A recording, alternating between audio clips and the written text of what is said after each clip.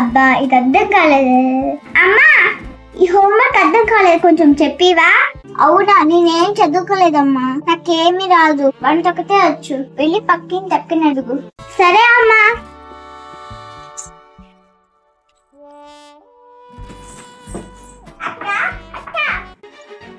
ఏంటి అక్క, నాకు ఇది చెప్పిస్తావా? అర్థం కావడం లేదు, ప్లీజ్ అక్క.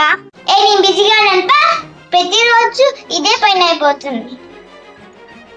సరే అక్క. ఏమైంది మా?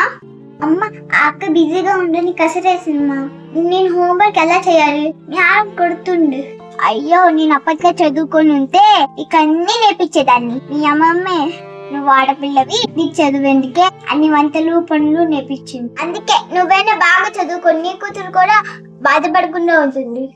చదువు అనేది ఒక వ్యక్తికి, సమాజానికి రెండింటికి అవసరం. చదువు మన జీవితాలనే మార్చేస్తుంది, మన ఆర్థిక పరిస్థితిని మార్చేస్తుంది. అందుకనే పిల్లలు చక్కగా చదువుకోండి.